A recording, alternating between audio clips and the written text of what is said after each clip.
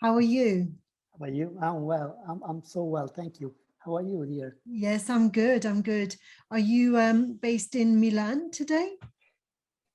Actually, I'm not living, I don't live in Milan, but close in Milan. I'm in Italy. I'm at home. And that's it. That's great. Well, And, I'm in Birmingham in England. oh, wow. How is the weather today? It's dull, like normal. Yes. Come in Italy. I did used to live in Italy. I lived in Sicily for a couple of years. Oh, So wow. yeah, it was very nice. So a lot of good memories of that part of the world. And I've been to Milan, I've been to Venice, I've been to Florence, I've been to all the places which we associate historically with Italy. So it's good. Great, Good. great. Yeah. And So how are you? yeah, I'm good. I'm good. I've been enjoying doing all these conversations about stories this year. Every year we have a different theme for the conference. Last year it was about presence. It was about emergence, and I suppose with stories there's always something which emerges from a story. And You're right. with your work, you probably use stories quite a lot in the work that you do, right? Yeah, sure. Yeah. And yeah, actually, as a consultant, and both as I also work for companies in advertising and marketing. My background is in advertising, and I was a copywriter. So I created stories for selling things, and so this is just a branch of how you can use stories in order to, let's say, convince or just, make people buy, and that's it. But anyway, everything is a negotiation. So it's in order to use stories, you can make people better understand and also develop their skills. I feel the stories are like, really examples, and also they are linked with and associated with our young age. When we were a child, there were stories are once upon a time, and everything starts with once upon a time. That's right. And when you talk about advertising, so when you use stories in advertising, there's both an art and a science to the advertising, to how effective that advert is going to be, because there is the story that you tell, and like, let's say you're selling a car, and Yeah, there's a story of like a family going on an outing in the car, and so when someone looks at that, that's, they can see themselves in that story, and therefore they aspire to own a car like that. And so there's that story, that which is an art, and there's also the scientific aspect of that story, because that underlying that story which is expressed on the surface, underlying that there is that science, the scientific, they call it neuro-linguistic programming, yeah, these. it is. Yeah. You're right, Yeah. right. In the way in which you can make people put themselves inside the story, within the concept and the content of the story. And this is about how you can elaborate something that is relevant for them, something that inspire them, and in a way they can feel they can be there. It's like in the movies, that you grab and you take when your neural system is engaged. We're talking about engagement nowadays, also with the social, with the new media, and the engagement is really something that is linked with creativity. And personally, I think that stories are not about talking, but first of all, is about listening. I mean, this is the way in which advertising and everything about neurolinguistic program or neurolinguistic science is the way we can talk to people, is related to the way we can listen to them. In what ways might I, supposed to be a child in order to make them understand. And this is also in creativity. What I found out is that the development of creativity and the teaching of creativity is much more about how people learn creativity instead of instead of how we teach them creativity. This is a different perspective, is about taking care on the way people, absorb and understand things. And this is the way you start thinking about the way they think instead of the way we, as consultant or teacher or whatever, we are used to work. So this is really something that advertising taught me, is about who is your target, who are you talking to.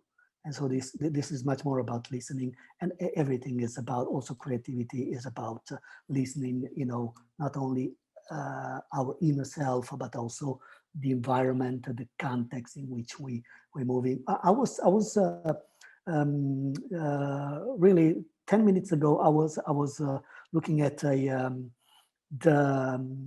article that was on LinkedIn, and it was about the brain environment, something that is much more than our brain. That is, our brain is not just conceptually inside our mind, but it also expanded into the environment in which we are moving. And this is very interesting, in which the way we can use it, and we can move into the world using not only our mind, but also having this other skill, how we can use the environment, and how this environment is linked to a much more grown-up intelligence, much more complete. We are not, because we are not just single body or single mind. We are included, we are connected, and this is linked also with how we neurologically, how can I say, are in touch with things that are around us, and also, of course, people. Absolutely. And I suppose we've both noticed that we think differently based on the environment that we're in. So for example, when I lived in Sicily, I thought in a different way. When I speak Italian, I speak in a different way. When I speak in Punjabi, I speak in a different way. When I speak in English, I'm thinking in a different way. And so based on our environment, our thinking changes. So therefore our story changes. Definitely. Oh, this is a great point. I really love that you just put a note on this. And this is really something that there are also some. There's a science, or there's a branch of a science that studies how language influence our thinking. And this is about culture, but it's also how it works. It's really something that it works differently. And just think about how you immerse in a pool of a culture. And I mean, the culture is like being into a pool, into water. How you move differently according to the warmth of the pool. I mean, if you're in Italy, maybe in Sicily, this warmth of culture maybe make you thinking much more, let's call it warm, a different kind of spicy, like you talk about Punjab. Also the smell, also everything influence the way we think, and also because thinking is the former step of doing the way we act, and we with the environment. So I really love this point. And according, maybe you're in Birmingham now, I mean, your way of thinking is also much more linked with the environment that you're surrounded by. And this is a great thing, in which how we can use people, how we can put people into a different environment, in order to make them think differently. This is great, because we know that we are adapting also through our thinking to this thing. And this is good also for scientists, and also for people like us that are passionate with creativity and with the way of thinking, the different thinking, how we can take advantage, or just use it for research, let's say.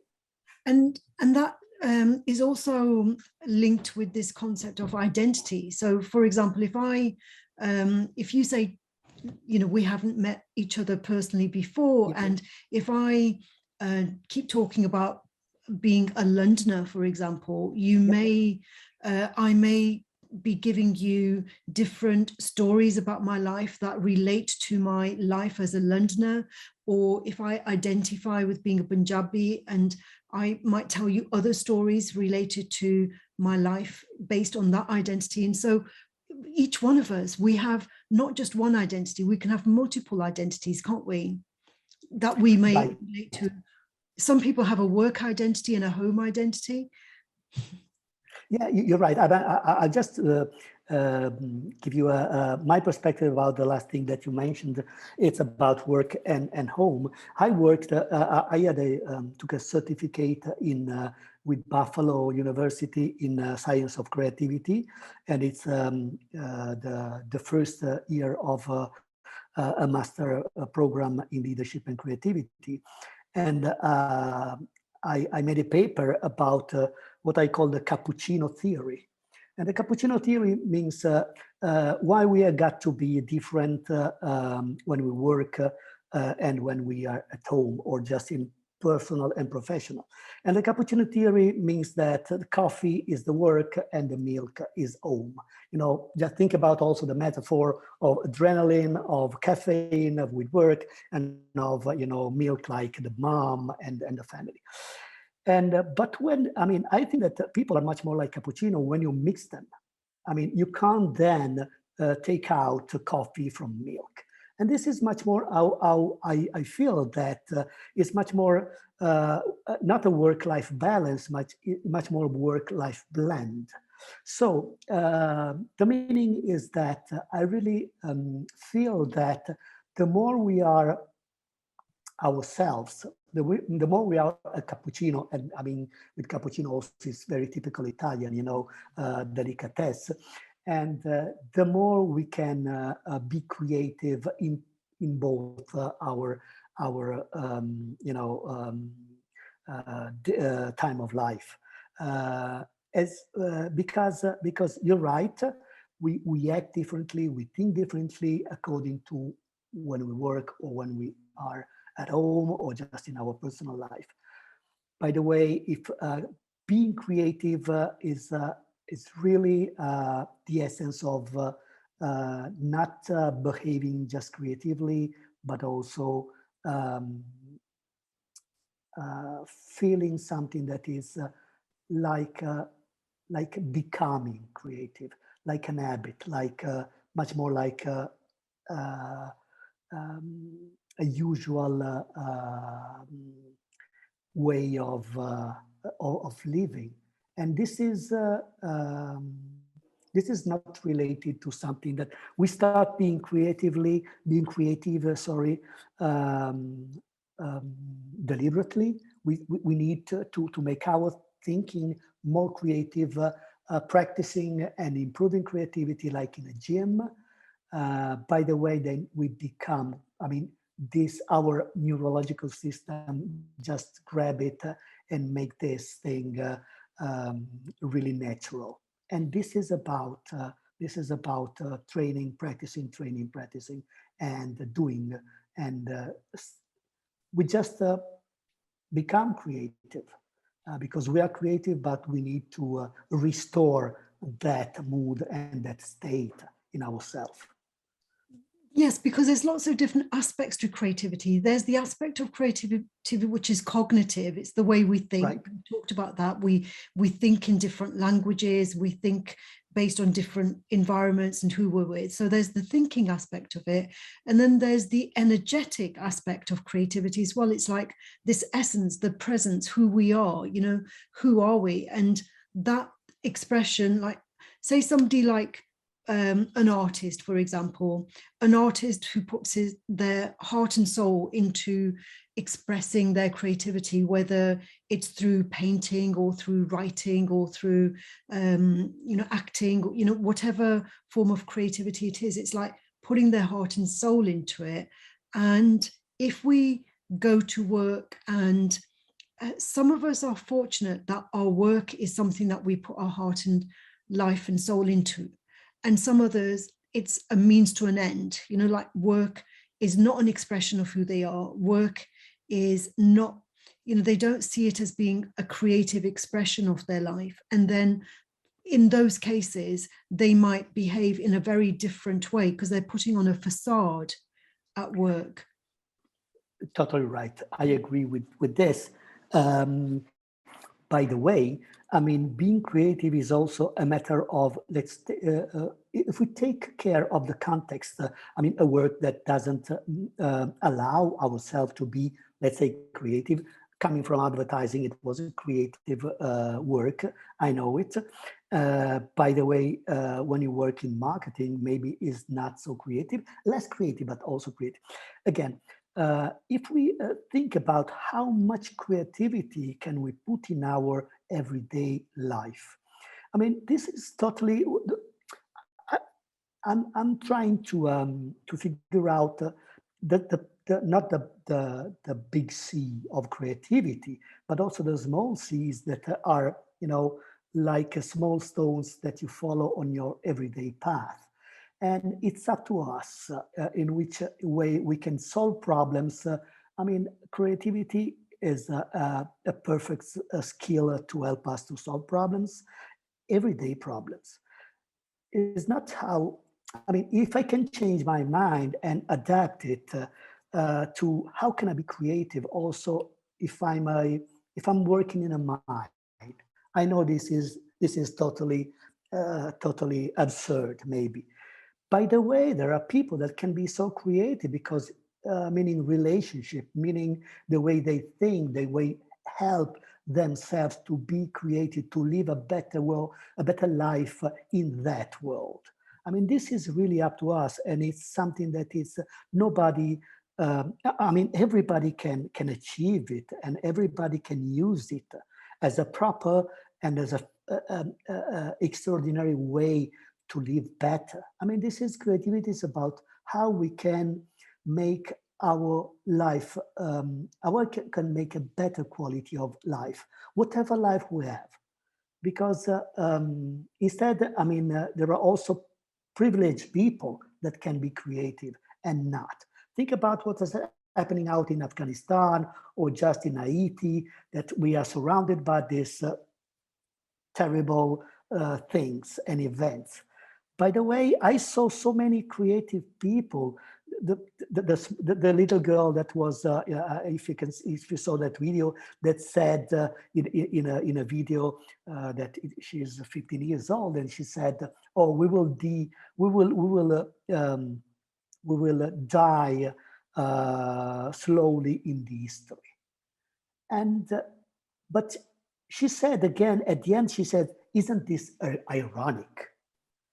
Come on, how much creativity can be in that girl that start thinking we will have constraints in our everyday life, but what if we start to think, we start to live, to try to live with this constraint in a better life.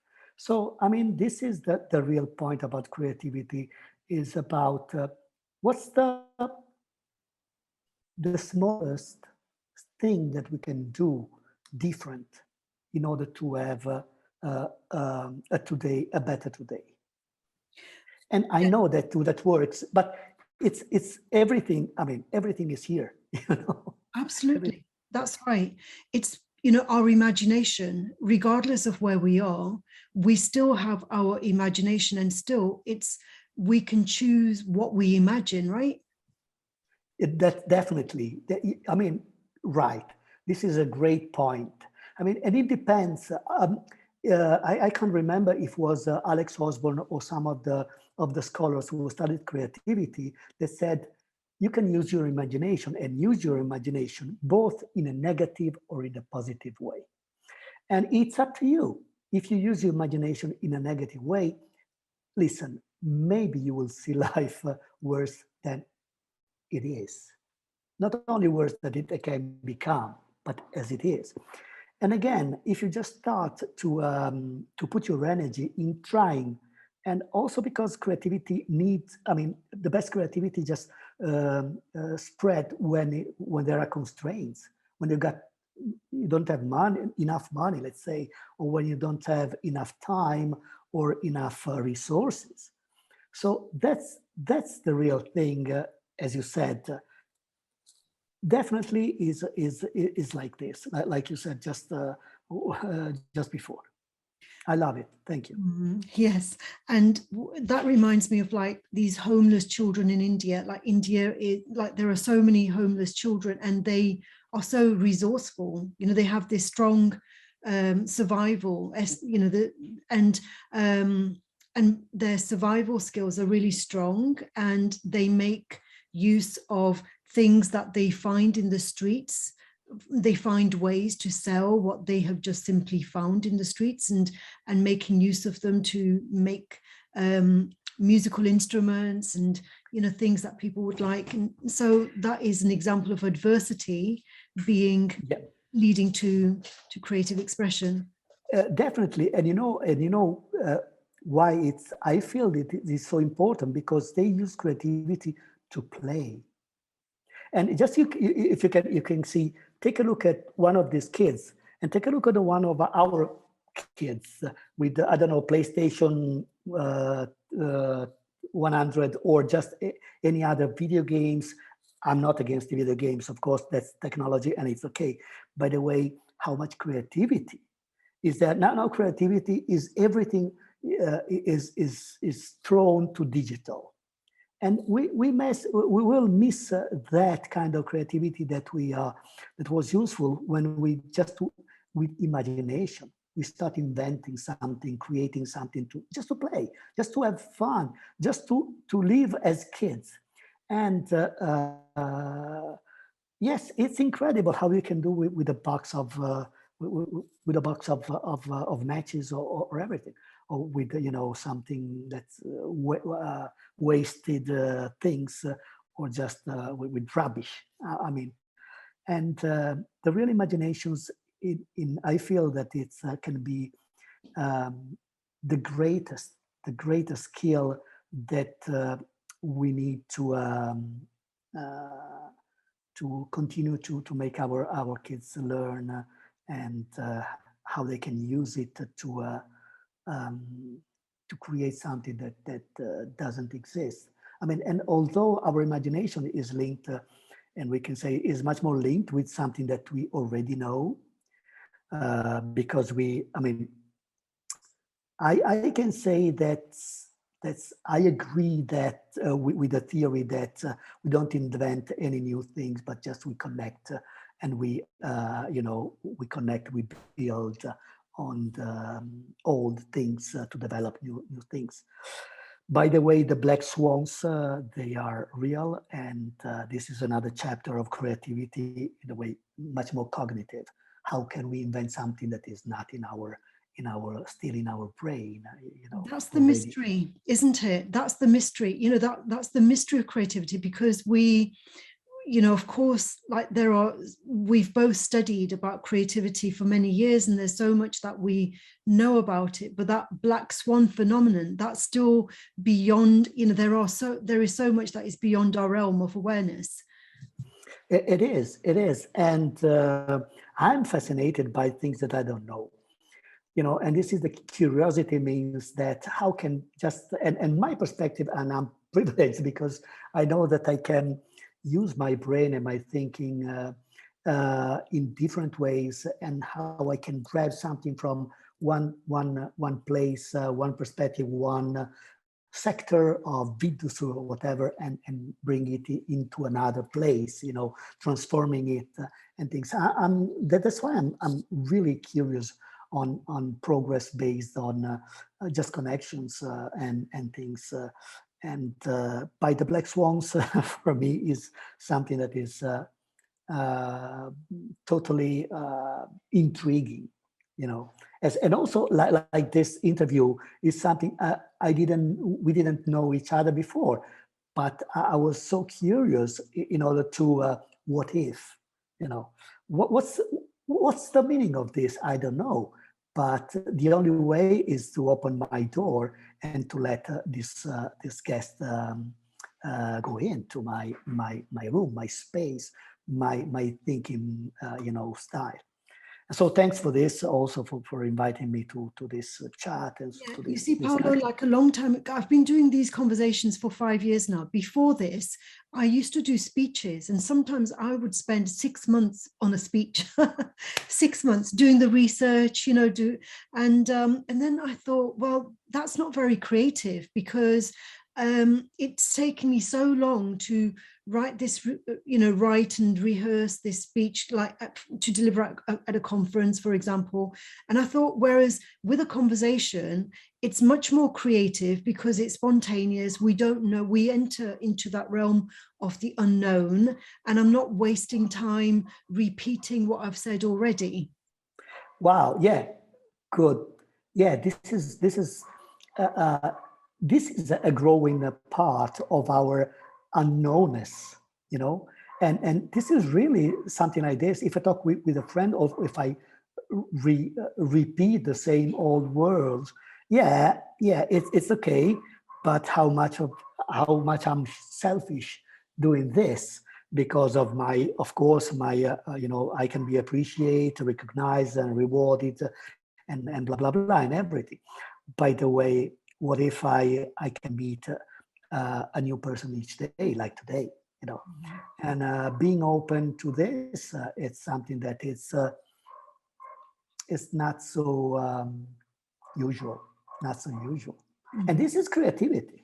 Mhm. This is Yeah. the real creativity, is something that, oh wow, I got new perspective. I can listen to new point of view, and we can build something together that Yeah. is not structured, that is not a plot already done.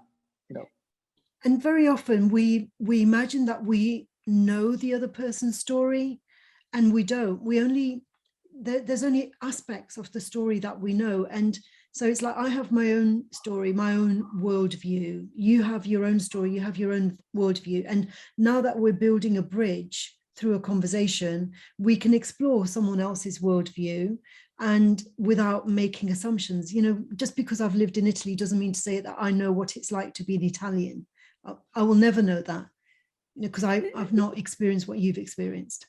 Right. And also stories are made by ourselves in the way we communicate.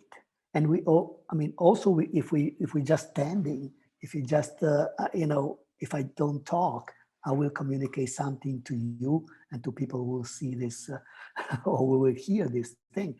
Because I'm Italian, I live here. I got my walls are painted with a tree, and I know that you come from Punjab, and now you live, you were. And so my assumption, you talk about assumptions, and if we come back to that kid, imagining and creating something in that road in India, and how many assumptions did she or he had?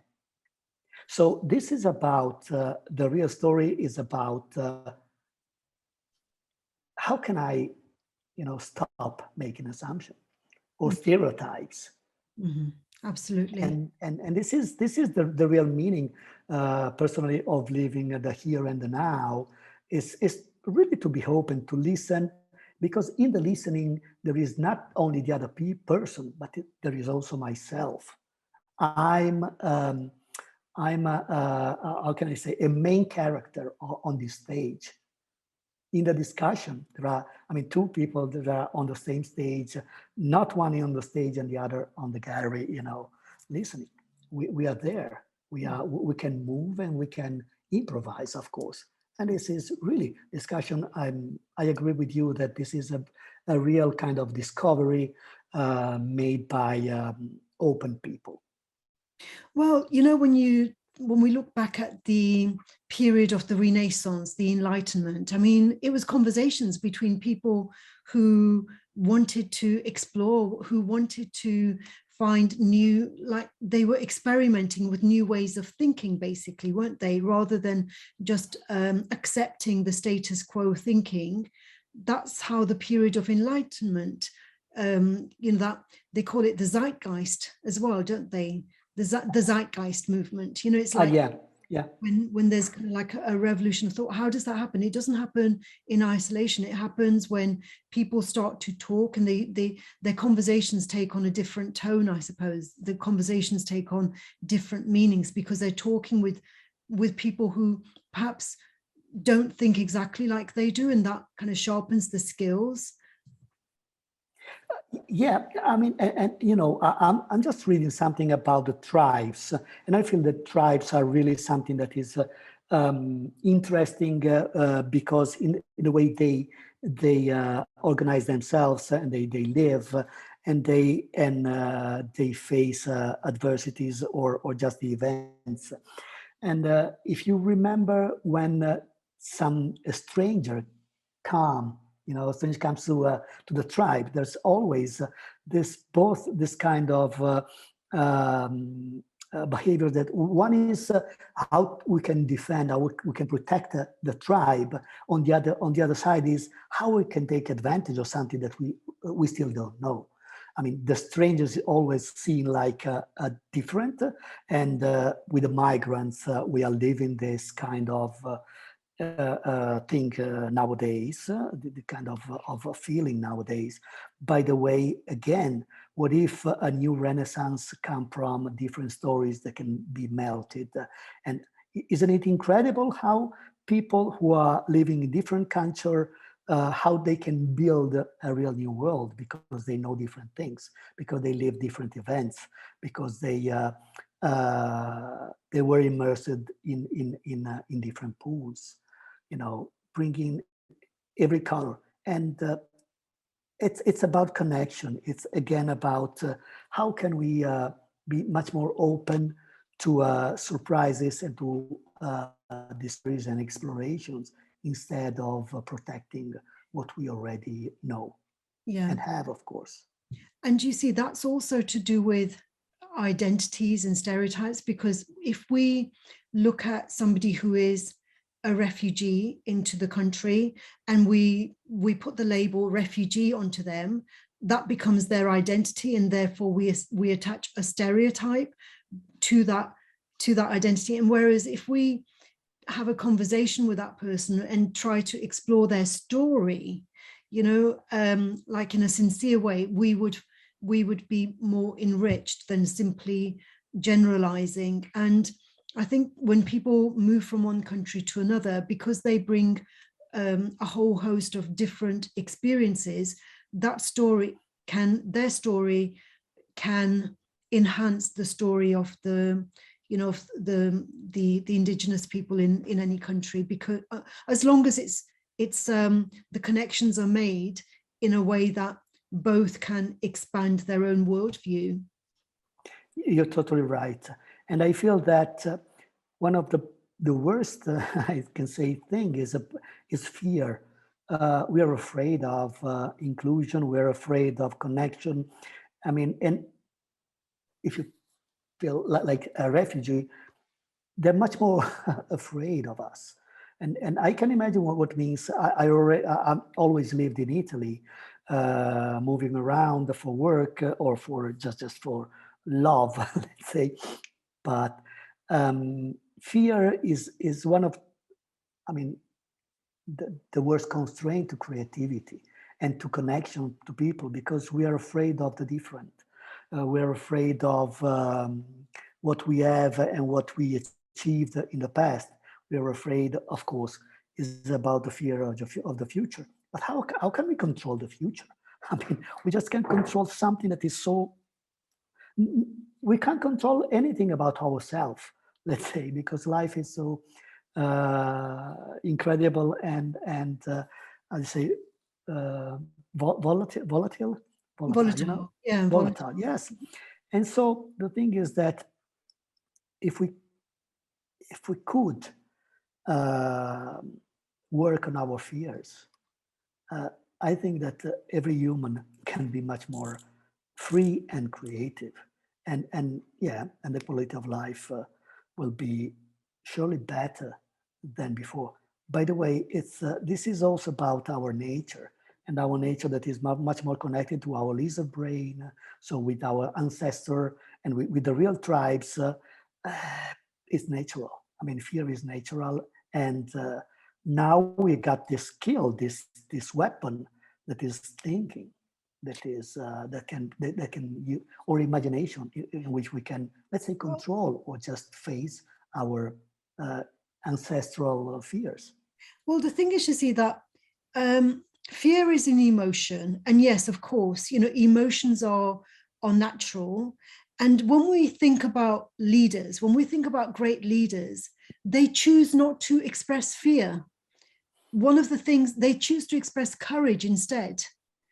So that is a choice. It's like, are we courage may derive from that same emotion of fear, but either we can express the fear through courage, or we can express fear through hatred. So hatred You're is, right. yeah, It doesn't mean that leaders are not afraid. They don't feel that they don't have fear. I mean, they just differently. manage it, controlling it, and express something different. They can feel fear. I think that they're afraid that they can feel fear much more than let's say other people. By the way, they learn how to manage it and to transform their behavior from fear, from I mean being fear. They're not fearless. They're not fearless. They just show courage, and courage is not having not being afraid, but is courage is how to manage fear. Mhm. Yeah, because if you're not afraid, you can't call that courage, because it's, if you want to, Totally right. that's right. It You're doesn't right. make sense. Yeah. Yeah. Let's go back to the cappuccino theory. There's fear and there's courage. And if you just melt them together, I mean, they just blend the one with the other, and then they can. I mean, it's like light and darkness. It's like this. One is not the opposite, but it's just the the the completion is that the real complement of the other one. Mhm. And so, there are aspects of like stories, in terms of the story that we create about ourselves, the story that we create about others. And there's also the story that we are a part of. And I suppose in a way we have to um, position ourselves in a way that, a friend of mine once told me, this friend is from Colombia, and he had a choice of either living in England or going back to Colombia as a doctor. And he said, well, I have to choose whether I want to be the tail of a lion or the head of a mouse. Wow. You see, they're two different stories. Do you want to be the head of a mouse, or do you want to be the tail of a lion? And that was the choice he wanted to make, and he said, I'd rather be the head of a mouse. So And then maybe when he was there, he became the head of lion, maybe. Then because this is about transformation. Yes, stories is also uh, not only what we can build, but also the story that surround us and in which we are, uh, you know, um, story grabs us, a story just hug us, and we can do something. We can tell our story. We can build our story, but it's not all the time just our story. It's like this, and the perspective in which we can see this story is like being is like a leaf on a river. I mean, the river is there, and the existence for us is being that leaf, and sometime we just are put there, and we just you know float uh, along. Yeah. walk a little bit, just stay with the flow. Yeah. Mhm. And yeah, I mean, stories are incredible also because I think that it's something that is related to what we are with our past, and in the way we can just organize our future if we just take advantage of what we did, what happened to us. This is Mhm. our story. This is our how many stories I've got, how many stories I got in my pocket, and but why? I mean, this is something. This is a question that why we usually relate to the same stories. I mean, this is about what we prefer about our memories or our story, and also how we can be and express ourselves. What is the tale that I I just say about myself? Is it the real tale? Isn't it? Or are we again on the stage of life in which we act? You know, definitely, and acting is depending on where is the theater, how is the stage, who is the audience, and what's the thing that I want to achieve with my story. Well, you use the metaphor of the theatre and the stage, and there are some people who we know actors and actresses who are really good at playing a particular kind of role. But then the absolutely outstanding actors are those who can be versatile. They can play multiple roles. They can be, they're highly skilled. And I suppose that metaphor can be applied to us as well, that, some of us, we're only good at playing, a mother role or a teacher role, or we've chosen like one or two roles that we're really good at, and we haven't explored all the other kinds of roles that we could learn to develop. Yeah, I'm totally right. I'm much more an adaptive person. I'm not great in acting a role. Let's say I'm much more good at acting multiple roles, and this is my personal story because I'm much more flexible and adaptive, and let's say this is my discovery story, because in my life, when I felt that I was, let's say, not great but good at something, okay, I felt something inside myself that said, oh, just move forward, do something different. And this means that I will not be maybe greater in one thing, but I'm trying to be, let's say, quite good in different ones. This is my personal award. And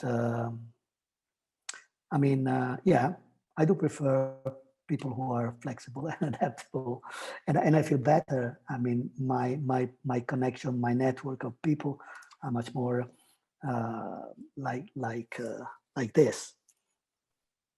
I really, of course, appreciate everybody who is just stuck into one, character, and who is the best in doing this.